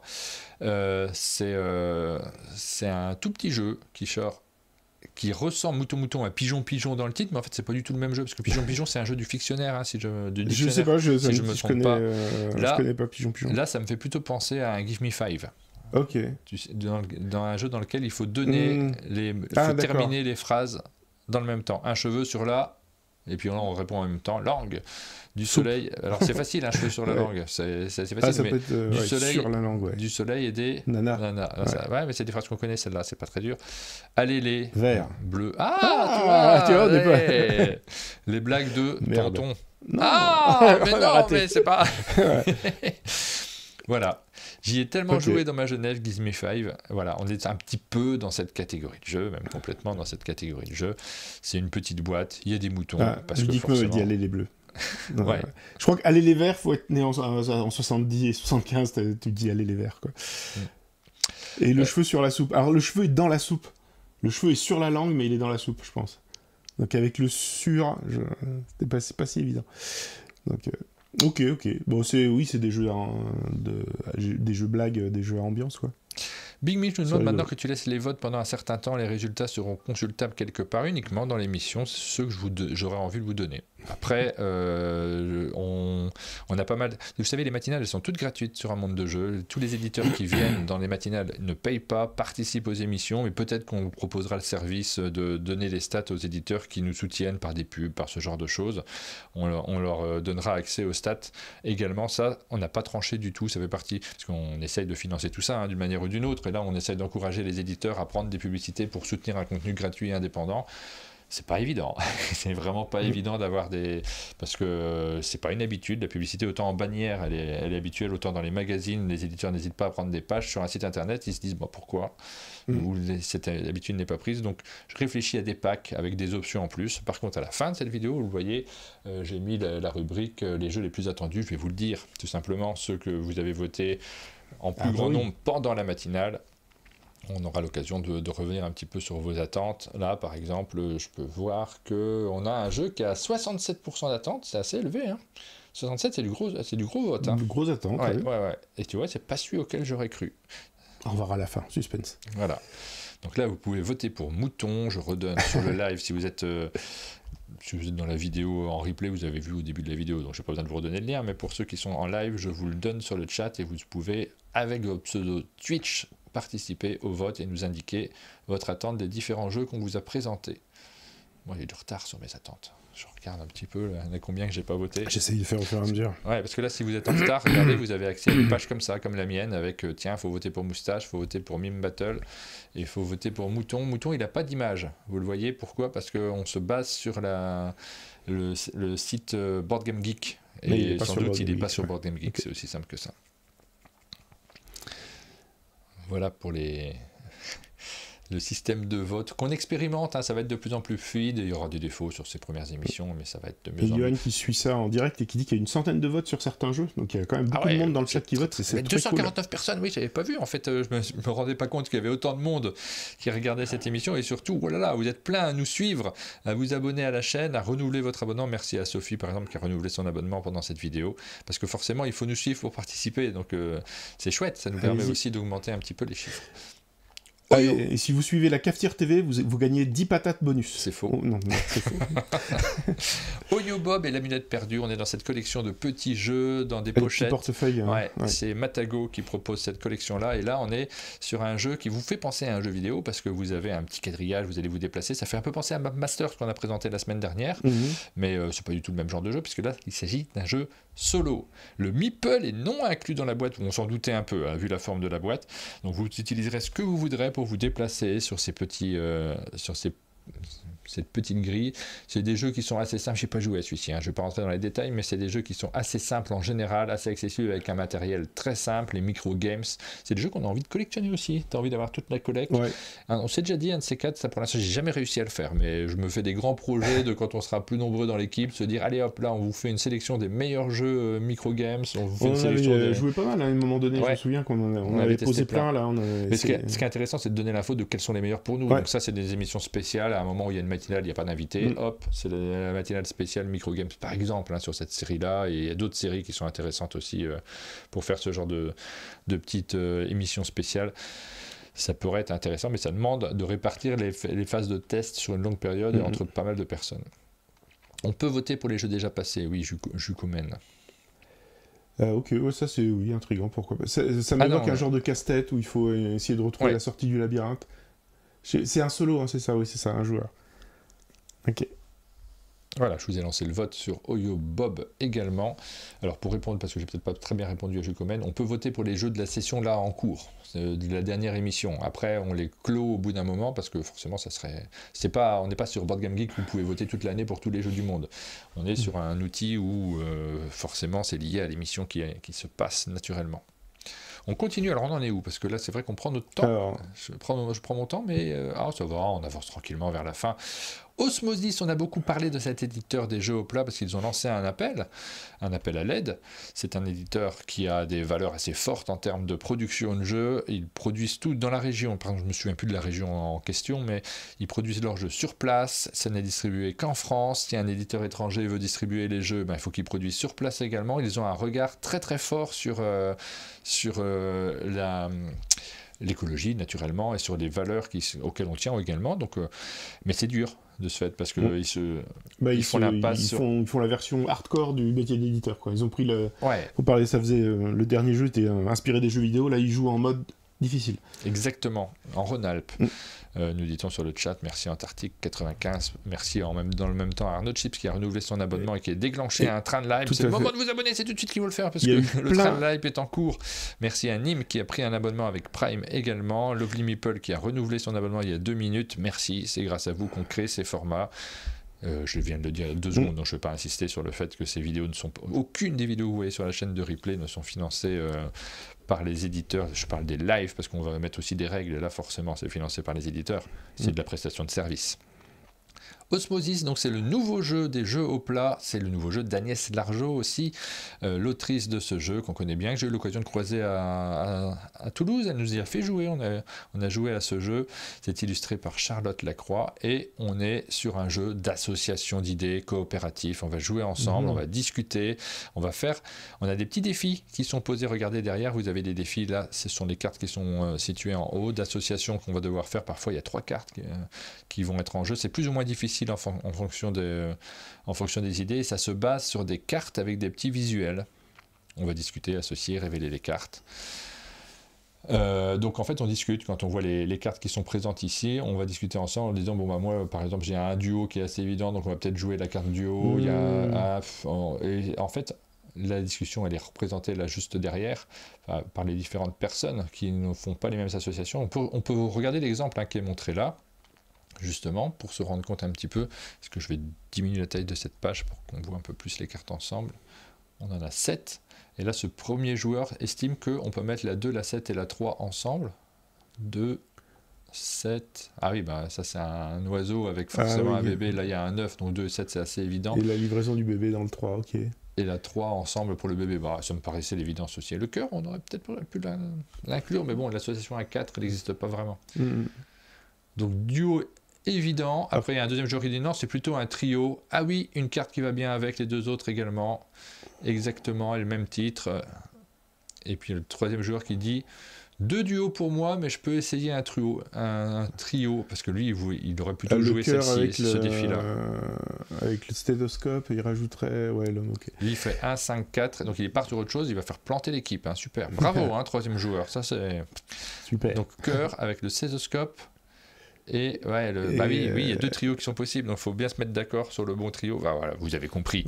Okay. Le type de jeu dont il s'agit, conversation, discussion, interaction entre les joueurs.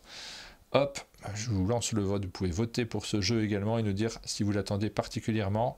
Il y a le jeu, parce que ça c'est l'essentiel, les valeurs de l'éditeur, elles sont importantes, on en parle systématiquement, et c'est un éditeur donc qui a besoin d'aide en ce moment. Alors l'aide, elle peut se passer tout simplement par les boutiques qui commandent son jeu et qui le proposent. C'est aussi simple que ça. C'est le principal aide dont ce genre d'éditeur a besoin. Mais évidemment, ce qui fera le succès du jeu, c'est la mécanique derrière. Et ça, ça est valable pour tous les éditeurs. Ok, ouais. Ça faisait longtemps que tu n'avais pas fait un jeu d'association de cartes. C'est vrai que moi, il y a eu beaucoup de jeux d'association d'idées, de trucs pendant une période. Moi, j'en joue pas tant que ça. Effectivement, celui-là, pourquoi pas. Non, mais c'est sympa, ce genre de jeu, est chouette, plein de trucs. Puis l'idée des petits défis, moi, je trouve ça plutôt chouette. On a fait une partie, on a plutôt bien aimé. Hop, le jeu suivant, c'est juste une petite extension, je vais pas m'attarder dessus parce qu'il n'y a pas grand-chose à en dire de notre côté, mais si vous êtes fan de Paléo, le jeu coopératif... Ouais. Alors, c'est un coopératif évolutif. Et du coup, moi, le truc, c'est que j'ai fait une partie et je suis arrivé au milieu d'un truc. Les gens avaient déjà joué avant et du coup je me suis senti un peu perdu dans le bazar. J'ai été un peu j'ai fait une partie mais sans vraiment ressentir le côté évolutif quoi. Donc je suis vraiment passé à côté de ce jeu et personne n'a relancé de campagne donc j'y ai jamais rejoué. Donc voilà, petite extension The Cave qui se rajoute sur ce jeu. C'est des toutes petites extensions dans des sachets Ziploc que vous allez pouvoir agrémenter à votre jeu si vous êtes absolument fan de 2 à 4 joueurs. C'est Peter Russmeyer qui propose ce jeu. J'aime bien les messages sur le chat. On a par exemple Citouril qui nous dit pour l'instant j'ai fait aucun vote au-dessus de 40. Bon, il y a des gens qui sont plus ou moins exigeants. Alors c'est rigolo parce qu'on n'a pas forcément, là on vous fait voter, on vous fait participer, on est ravis de ça, mais Johan il a pensé à tout, il est assez dingue là-dessus d'un point de vue statistique. On n'a pas forcément les mêmes échelles de valeur. On est tous, et en fonction des personnes qui sont présentes, naturellement les votes vont pas être les mêmes. Et en fait, là pour l'instant je vous utilise peut-être des trucs qui arriveront plus tard, mais Johan est capable de dire quel type de joueur vous êtes. Parce qu'en fonction de vos votes, en fonction de la note de complexité du jeu qui est présent sur Board Game Geek, il est capable de dire vous êtes plutôt attiré par les jeux d'ambiance, voire même il pourrait vous donner des conseils. Là, ce jeu est très bien voté par tout le monde. Vous, c'est plutôt votre type de jeu. Celui-ci, ça va vous correspondre. Parce qu'en fait, ce qu'on n'a pas comme stat parfois, et nous, on ne se rend pas nécessairement compte, c'est qu'on ne se connaît pas nécessairement très bien, nous. On ne sait pas les trucs qui nous attirent. En recoupant les informations. Tu peux te créer un profil. C'est un outil statistique assez dingue, mais il y a moyen de faire des statistiques très rigolotes.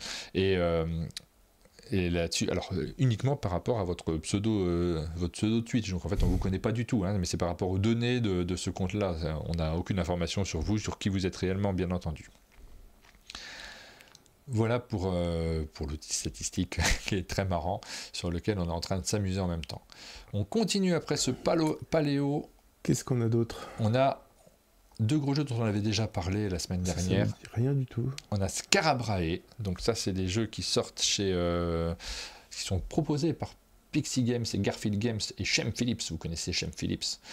l'auteur de ce jeu, il a toute une série, tu sais, les machins de Pirates de la mer du Nord, les trucs comme D'accord, ça. ok. Donc il y a pas mal de jeux, mais C'est là, il cette quitte la série-là. mer du Nord et il propose un jeu Scarabrae qui est un peu différent, rassembler des ressources et abriter les colons du néolithique au nord de l'Écosse. Moi, le thème me plaît bien. Ok. Le type de jeu peut me plaire également. Je n'ai pas le jeu, j'ai pas fait la partie, donc c'est très difficile de vous donner un Il y a avis. un peu Donc de on va visuel. regarder les images, on va regarder les visuels, on va voir les cartes qui sont présentes sur le plateau. On l'a déjà évoqué la semaine dernière parce qu'on pensait qu'il sortait la semaine dernière, mais en fait, ça arrivera régulièrement. On vous le repropose cette semaine-ci. L'avantage, c'est qu'on n'avait pas les votes la semaine dernière, donc là, vous pouvez voter pour le jeu si ça vous intéresse. Et moi, ça m'intrigue. C'est le genre de jeu que j'ai envie de poser sur mon plateau. Alors, ce que je regarde aussi, c'est la complexité, parce que j'ai toujours... c'est une question de temps, mais là, tu vois, 60 minutes, 1 à 4 joueurs, 13 ans minimum, ça n'a pas l'air d'une complexité. 1 heure, ça n'a dingue pas l'air non plus. d'être Ouais, un... ouais. Parce que des fois, Shem Phillips, il fait des jeux qui sont alambiqués, ça peut arriver également. Ça me tente bien. Et l'univers me plaît bien aussi. Donc voilà, bon, je ne vais pas vous en dire beaucoup plus là-dessus.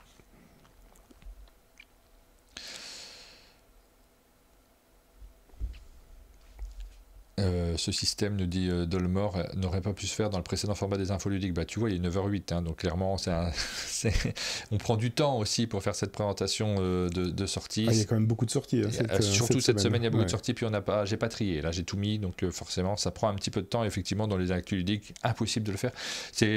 Alors, je fais une petite aparté hein, pour ceux qui nous suivent là en live, mais les changements, quand on en fait sur une chaîne, ça perturbe les gens. Ils se disent, mais non, mais moi j'aimais bien tel que c'était avant, j'avais mes habitudes. C'est vrai qu'on vous casse vos habitudes et en même temps on donne de la valeur à chacune des matinales de la semaine parce qu'on en fait pas mal. J'ai vu passer des commentaires de gens qui disent moi c'est le seul format que je regardais, je suis pas capable de regarder toutes les matinales et du coup ça m'intéresse pas. Mais en fait c'est des gens qui suivent pas la chaîne, tout simplement. Ils ont pas l'habitude de suivre la chaîne et je peux pas faire grand chose pour les gens qui suivent pas la chaîne. Et forcément pour ceux qui la suivent, j'espère on ajoute plein de choses cette année. Donc j'espère qu'il y a davantage de choses que l'année dernière, davantage de contenu, davantage de richesse. J'espère que vous vous y retrouverez tout simplement et que ça vous fera plaisir parce que nous on en a besoin de ces changements-là et de se faire plaisir. Et cette matinale-là elle est forte, hein, mais elle peut se faire qu'en live. Ouais. Ça peut pas être un format. On fera peut-être des résumés, on verra avec Rachel comment on se débrouille derrière pour vous retransmettre ces informations en version courte. Mais on fera. J'aime bien le chat qui se répond entre eux. Il y a Duncan qui demande c'est quoi cette histoire de vote et Dolmore qui dit regarde le message épinglé, tu verras. Ben pour Duncan uniquement, hop, je te remets le lien et tu peux te connecter avec ton pseudo Twitch et voter pour tous les jeux qu'on a présentés. Alors notamment ceux qu'on met en avant là tout de suite parce que tu vas pas avoir les présentations sur le live de ce qui est déjà passé, mais par contre en replay, si tu pourras aussi voter si tu en as envie. On continue avec Surf and Cats, c'est ça le jeu suivant. Hop, je reviens sur le pardon. Surf and Cat. Non, il y a Sparks avant. Alors Sparks, vous êtes dans une usine de robots. Alors c'est un jeu qui existe depuis un certain temps, mais la version française, elle arrive visiblement maintenant. Je l'ai vu passer, je crois que c'est dans la galaxie Asmodée, si je ne me trompe pas. Donc un jeu où on construit des robots. Je regarde le nom des auteurs, on les connaît bien, parce que je vois du Hotsby. C'est cet auteur qui a fait pas mal de jeux... je me demande s'il n'est pas sur Flamme Rouge par exemple. Peut-être, ça me dit rien. Mais ces auteurs nordiques qui ont fait plein de jeux à un moment que j'aime bien en général, qui sont assez carrés, assez simples. C'est un chat qui construit un robot derrière. J'ai l'impression qu'il y a un chat qui construit un robot, c'est exactement ça. Est-ce que le thème te hype? Ils ont mis un chat. Ah, il y a des petites créatures anthropomorphiques. Okay. Ouais, les jeux où on m'emmène au travail, j'aime moyen, mais généralement. Ah zut, j'ai lancé Surf and Cat, c'est une erreur, on vous le présente juste après. Non, est-ce que j'ai lancé Sparks ou je ne sais plus ce que j'ai lancé. Je regarde en même temps là sur les votes. Vous allez pouvoir retrouver cette vidéo en replay. Non, c'est Surf and Cat que j'ai lancé. Donc je vous lance, c'est pas grave, vous avez déjà le lien en avance. Hop, je vous lance Sparks là tout de suite. Vous pouvez voter pour Sparks et juste après pour Surf and Cat avec la présentation qu'on va vous en faire. En replay, la chaîne de replay, c'est sur la chaîne Les Replays d'un monde de jeu. C'est simple hein, comme nom de chaîne YouTube et vous pourrez regarder cette vidéo en replay pour pouvoir voter également pour les jeux si vous n'avez pas suivi le début de l'émission. Mais de toute façon, vous pouvez aussi vous renseigner par vous-même si vous préférez. Donc je suis passé assez rapidement sur Sparks, moi je veux voir les chats, moi. J'ai pas grand chose à vous en dire. Là on est sur un jeu de Stop ou Encore. C'est une toute petite maison d'édition qui s'appelle La Brévinoise. C'est Damien Marquis on le connaît. Par contre Damien Marquis ça me dit quelque chose. Ouais, alors il fait partie des auteurs de l'Ouest. Ok, tu dis ça comme si c'était l'Ouest sauvage. Qu'est-ce qu'il avait fait comme jeu? Il avait fait un... Alors je me souviens plus du nom. J'ai déjà entendu passer son nom par contre, mais je sais plus sur quel jeu. il avait fait une histoire extraordinaire, si je me souviens bien, comme petit jeu de cartes dans lequel on se raconte une histoire, en dévoilant les cartes une par une. Nous voilà partis pour une petite session de surf dans Surf and Cats. Ça me paraît logique comme thème, c'est tout à fait approprié. Réalisez les meilleures manœuvres sur les vagues, les plus belles plages du monde, choisissez le bon moment pour vous élancer et éviter les dangers de la mer. Un jeu de cartes compétitif en mode stop ou encore avec des objectifs. On regarde le matériel qui est juste derrière, vous avez des petites cartes numérotées, vous allez faire du surf. J'y ai pas du tout joué, donc je ne vais pas avoir un avis éclairant sur ce jeu-là. Et là, c'est juste au pitch qu'il va falloir vous faire une idée et savoir si ce type de jeu est fait pour vous.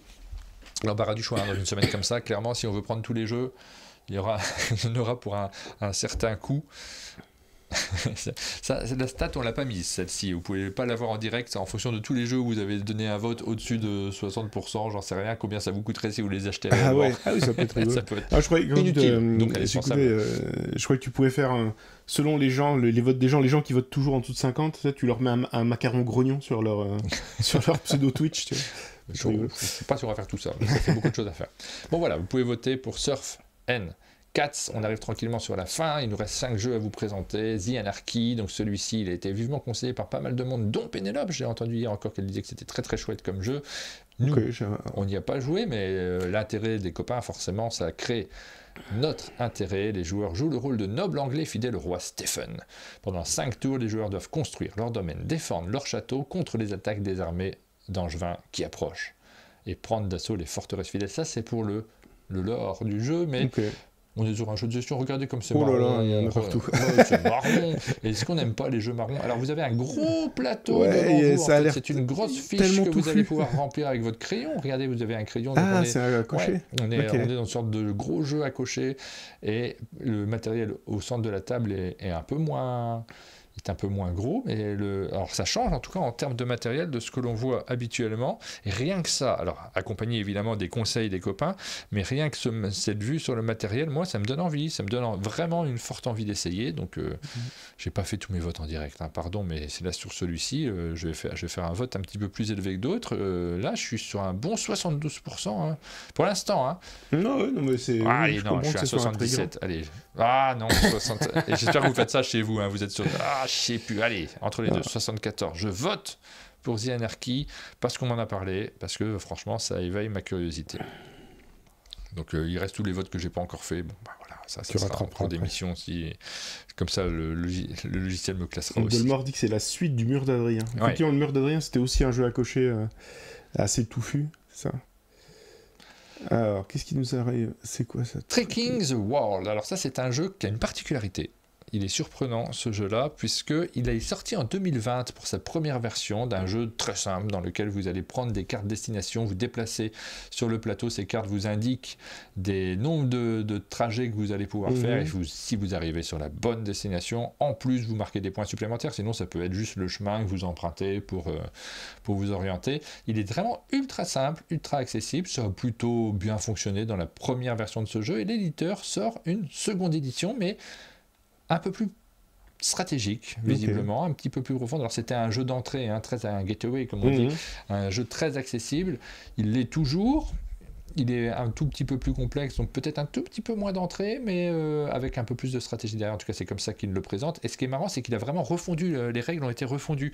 C'est pas le même jeu. T'as le même titre, Trekking the World, ça reste le même titre, c'est pas la même couverture, c'est pas tout à fait le même jeu, et c'est assez surprenant de voir deux jeux différents qui sont accessibles, mais avec le même titre. C'est les mêmes auteurs, j'imagine, qui ont retravaillé leur jeu et qui ont voulu le faire évoluer. Charlie Bink et Nick Bentley pour les auteurs. Underdog Games, c'est proposé dans la galaxie Asmodée également. J'ai pas joué moi au premier, je sais pas s'il y a des gens sur le chat qui ont eu l'occasion de jouer à ce jeu, j'ai jamais eu l'occasion de lancer une partie, de le découvrir. Moi j'adore les cartes de toute façon posées sur la table, j'aime bien ça. Quand il y a une carte du monde, là, moi ça me fait plaisir directement. Pourquoi pas, oui, enfin c'est intriguant comme un jeu dont on connaît rien et qu'on a envie de découvrir. Ça me fait penser à Expédition, le vieux jeu de Wolfgang Kramer. Je crois que c'est moins stratégique. Alors, Expédition, tu te laisses porter aussi par ce qui se passe autour de la table. En termes de stratégie, je pense qu'on n'est pas sur un high level sur ce Trekking the World, de ce que j'ai compris de la règle. Et encore une fois, c'était difficile de donner des avis sur des jeux auxquels vous n'avez pas joué. Donc là, on est dans la présentation, bien évidemment. On espère jouer davantage dans les mois qui viennent, mais là ça va être compliqué hein, sur le nombre de jeux qui sortent naturellement. Fou, hein, on a déjà fait pas mal hein, sur la liste des 24. T'imagines qu'il y a 24 jeux qui sortent en une semaine, hein, déjà il faut les avoir tous vus dans la semaine, c'est fou.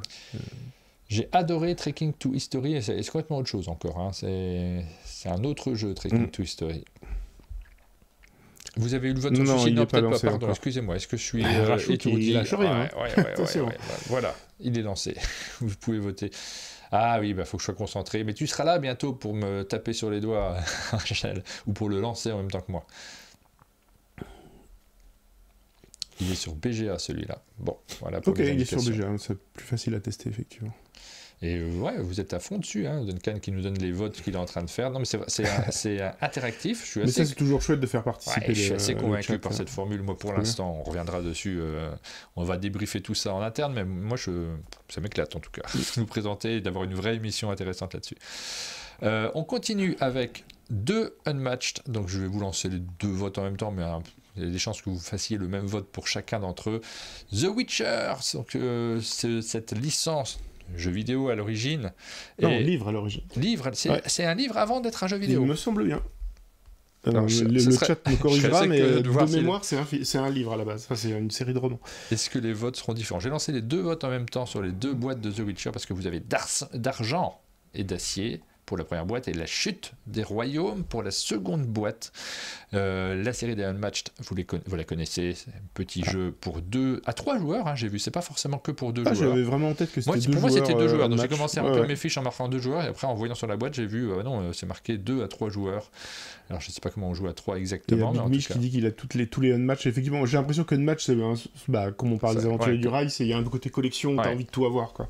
Je suis plus aventurier du rail qu'Unmatched, mais après, c'est vraiment très bien fait. Franchement, c'est des jeux qui sont propres, qui sont jolis, avec des personnages qu'on a envie d'avoir. Il y a en plus ce petit côté collection où parfois il y a un défi, il faut réussir à récupérer des boîtes qui ne sont pas localisées en français parce qu'on n'a pas la licence en France. Il y en a certains qui veulent les avoir absolument. Il y a des associations et des affrontements entre des personnages qui n'ont rien à voir, d'univers complètement différents. C'est ça qui est rigolo dans Unmatched, c'est de faire c'est un jeu de combat tactique où tu fais de combattre à peu près tous les personnages de la pop culture, c'est ça qui est rigolo. En fait, c'est un peu bête, mais j'ai pas fait la collection, donc de ce fait, je les ai pas tous.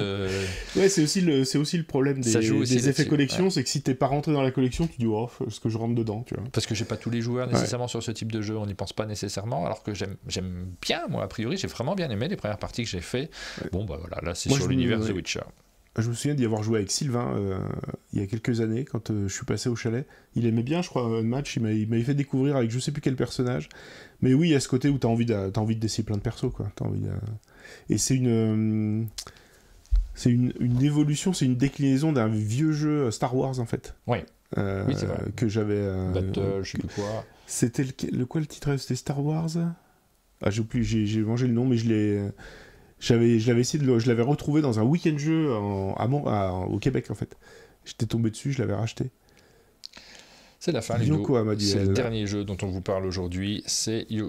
On a essayé d'être rapide, il est 9h20, mais c'était impossible.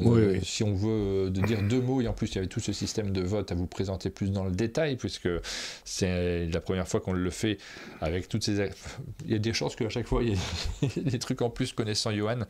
Là, c'est vraiment, il faut le remercier, Johan, sur tout ce développement de système de vote, parce que c'est toutes ces idées, et c'est lui qui est à la tête de ça, et qui met en place, et qui gère cet aspect-là de la chaîne. Nous, on s'en sert, on en profite, mais évidemment, c'est son travail.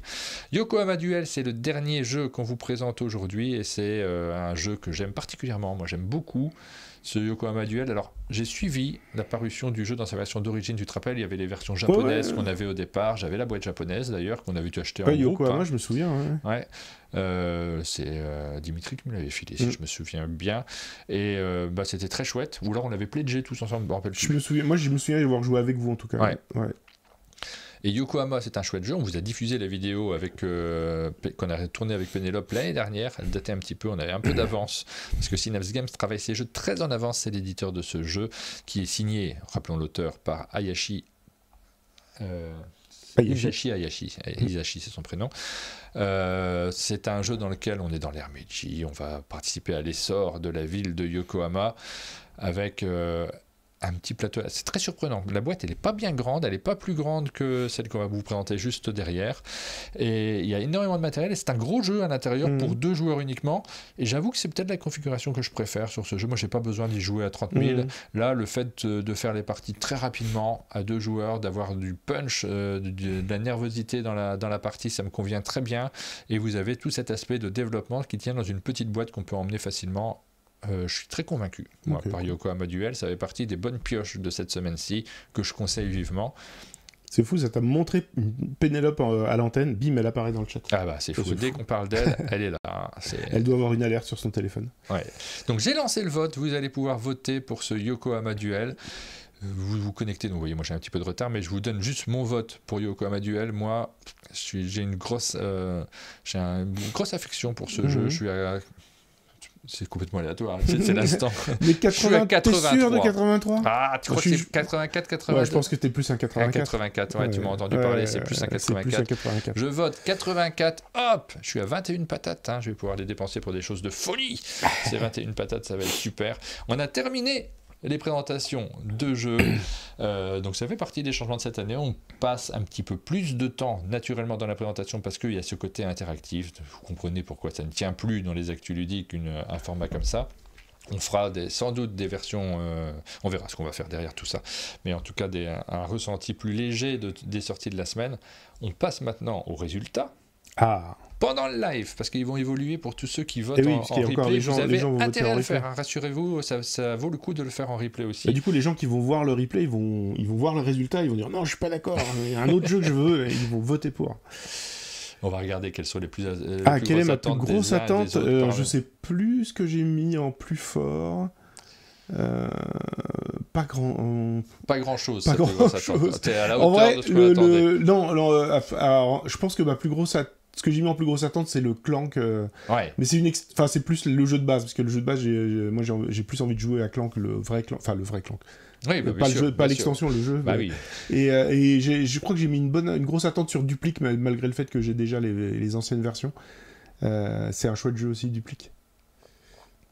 Alors, la plus faible attente, je ne déjà dis pas d'habitude, mais en fait là, c'est pas une surprise. C'est parce qu'on n'est pas le public, vous qui me regardez et nous qui faisons l'émission. Il pourrait faire un visuel qui se génère automatiquement. Oui, il a commencé à générer des choses. Trop bien. Il faut que je fasse ça.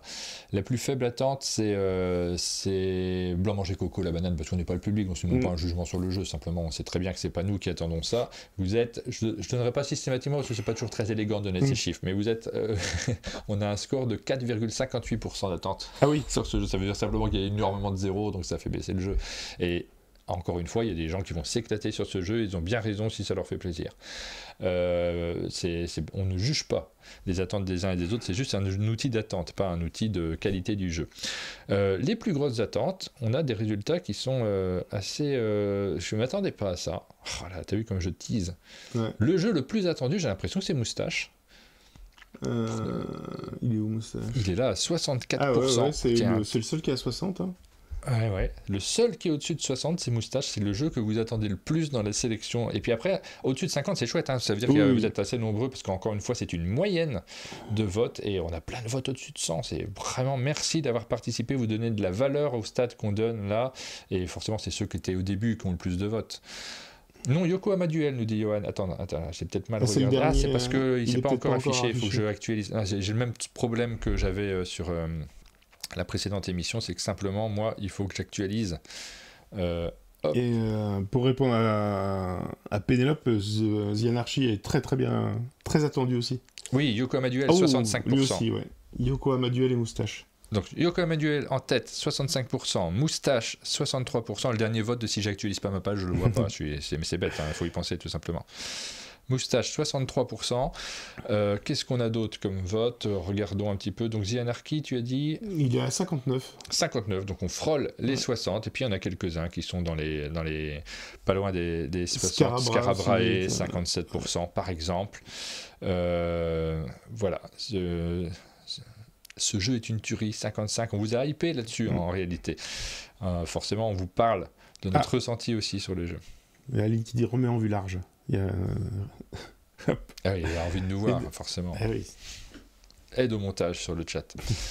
Voilà pour cette... je ne rentre pas dans chaque vote, mais est-ce que j'ai cité tous ceux qui ont plus de 50%? Je regarde s'il n'y en a pas un autre que j'ai oublié. Anarchy, on l'a dit. Scarabrae, on l'a dit. Osmosis, 53%. Moustache, on l'a dit. Et puis on a plein dans les cas. On a aussi Celestia Duo qui a 50 tout pile.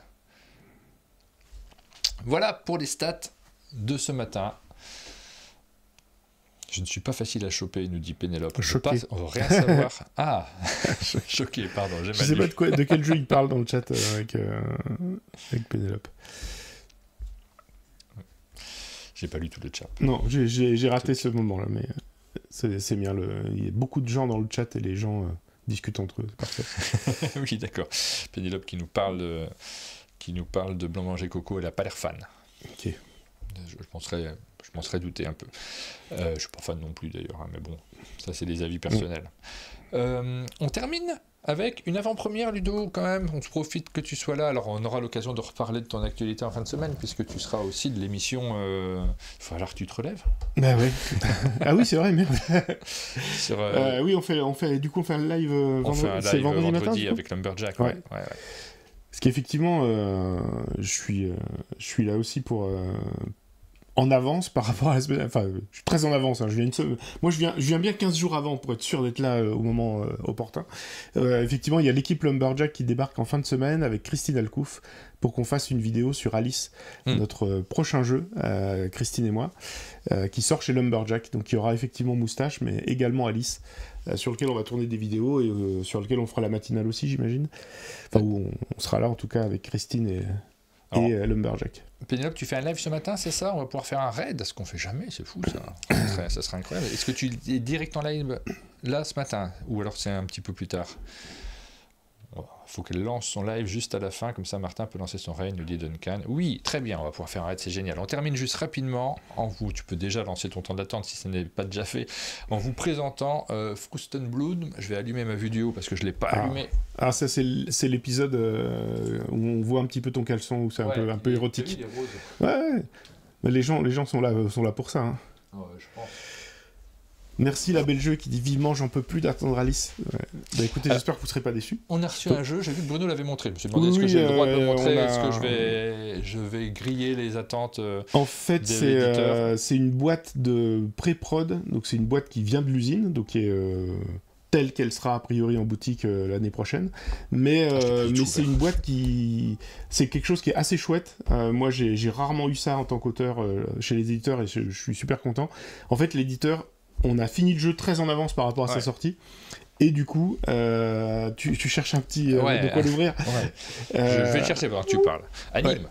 Et donc, voilà. Donc, ce qui est très rare, c'est de pouvoir avoir une pré-prod qui permet de jouer sur le matériel final et de se dire, ok, ce que dirait Rachou dans le chat, les fermes changent de forme, donc là, on vous montrera, vous verrez mieux avec l'objet, mais effectivement, ça nous a permis de jouer sur le matériel final et de nous dire, ah bah tiens, ces deux couleurs-là, elles sont un peu proches, c'est dommage.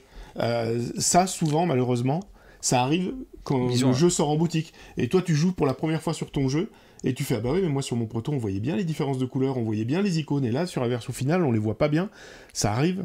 Et là, ça nous a permis de jouer sur la version finale, de se dire, ok, telle colorimétrie, il y a moyen de faire mieux, telle forme de meeple, il y a moyen de faire mieux, et du coup, la version qui va sortir à Cannes, parce que c'est un jeu qui sortira à Cannes l'année prochaine, et ben, elle sera corrigée de tous ces petits défauts qu'on a repérés. Et ça, c'est vraiment très très chouette.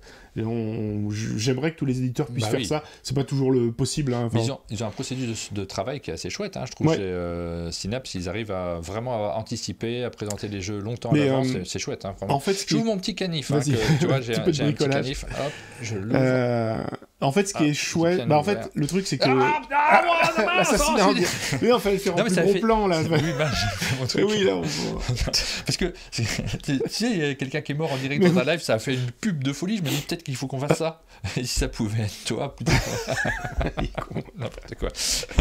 Non, alors regardez un tout petit peu ce qu'il y a à l'intérieur. On finit très vite cette émission. Et moi, j'aime beaucoup ce genre de jeu. Je crois que je suis plus client de ce genre de jeu que toi-même. J'ai l'impression parfois. Si, moi j'aime bien, mais c'est vrai que c'est. Ah, moi j'adore ça. les jeux dans lesquels il y a des polyomino, il y a des éléments qu'on place autour. Et en fait, vous avez une idée qui est géniale, qu'on montre derrière la boîte, j'en parle, parce que tu n'oseras pas le dire avec cette élégance. Avec cette modestie qui me caractérise. Exactement. C'est, regardez, vous allez poser vos polyomino, et vous avez déjà fait des jeux de polyomino dans lesquels on construit son petit plateau. Là, en l'occurrence, c'est des parterres de tulipes en Hollande. Pourquoi vous n'avez pas mis de cannabis? Enfin bon, peu importe. On fait des parterres de tulipes, et souvent, on a des problématiques de « Ah, c'est pas élégant, j'ai laissé un trou dans ma construction ». Et bien là, les trous sont valorisés, parce que si vous avez fait un carré, vous mettez un moulin. Si vous avez fait une petite zone, vous allez mettre une maison ou un personnage. Exactement. Selon la taille du trou que vous laissez, vous avez le droit de faire une construction à l'intérieur, ce qui va vous rapporter des points à la fin de la partie.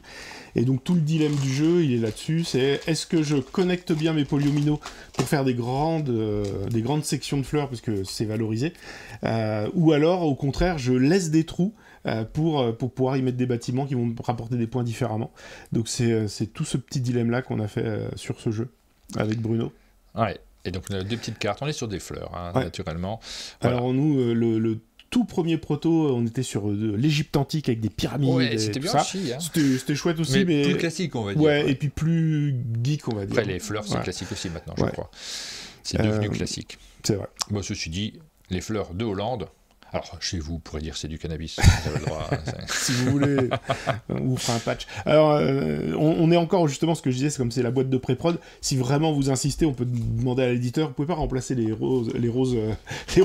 tulipes rouges par du cannabis, pourquoi pas, quoi. Et la question qui se pose, je ne sais pas si ça sera le cas de la version finale, j'en sais rien, mais regardez, sur les tuiles, elles brillent. Elles sont les fleurs, elles brillent parce qu'elles ont Frosted Bloom, elles ont froid, donc elles ont eu de la rosée qui a gelé le matin sur ces fleurs, c'est trop chic. C'est vraiment... Non, mais ça rajoute un petit quelque chose. Moi, j'espère, je croise les doigts pour que ça puisse rester. Parce que normalement, c'est prévu pour rester, il me semble. Hein, c'était pareil, ça faisait partie des tests. Est-ce qu'on le garde, est-ce qu'on le garde pas? Il me semble qu'on le garde. Moi, je le garde. Hein. on le garde. Voilà, on vous a fait une petite présentation en avant-première de ce jeu. Donc ça sera Cannes. Cannes. Il faut qu'on trouve un moment avec Bruno, un moment où il passe au chalet pour tourner cette vidéo. Ça serait chouette de pouvoir la tirer et puis tourner la vidéo de Frosted Bloom. On vote pas pour la hype de Frosted Bloom, c'est encore un peu tôt. Il est pas dans le... Alors je pourrais, parce qu'il est... il y a Yoann qui dit un vote, alors que Yoann il peut déclencher un vote si vous voulez. Je sais pas exactement comment ça marche. Alors il faudrait que tu le déclenches toi, Yoann, peut-être, parce que... fais voir, parce que alors je vais regarder si... Le vote restera secret, il dit. Donc je suis assez content de ce jeu, il est chouette, et c'est un... En fait, on a, pour ceux qui me connaissent, j'ai fait beaucoup de jeux avec Bruno Catala depuis le début de ma carrière, et ces quelques années, on avait fait un peu moins de jeux ensemble. Ah bah il y a Bruno qui arrive dans le chat, il est fort, Bruno. En fait, ça marche avec Bruno, avec Pénélope, ça marche avec Bruno. Est-ce qu'on peut invoquer des gens comme ça? C'est fou. Alors Bruno arrive dans le chat, le vote va rester... Alors Yoann a lancé le vote, sachez-le, donc vous allez pouvoir voter pour Frosted Bloom. Regardez comme c'est bien fait, vous avez même l'image qui s'affiche. Oui, parce qu'il est déjà sur BGG. J'explique pour Bruno, parce que lui vient d'arriver. On a un système de vote où les gens peuvent nous dire leur hype par rapport aux jeux qui sont présentés. Ça peut être horrible. Pour les sorties de la semaine, c'est rigolo, c'est léger. Pour les jeux qui ne sont pas encore arrivés, ça peut être horrible. Vous allez pouvoir indiquer si vous l'attendez avec énormément d'impatience. Attention, c'est hot ou pas du tout. Et ce système, on a épinglé le message, je le remets sur le chat. Il faut suivre la chaîne d'un monde de jeu pour pouvoir participer. Vous utilisez le pseudo de votre compte Twitch, tout simplement. Et Twitch, et vous allez pouvoir voter. Il faut que je dise Twitch, c'est ça? Twitch. Ou Twitch. Moi, je dis Twitch, je crois. Twitch. Ok. Pourquoi il y a un problème de prononciation? J'essaie de corriger ma prononciation et en fait, je retiens pas ce que je dois dire. Donc, c'est plus ça le problème. C'est pas très grave.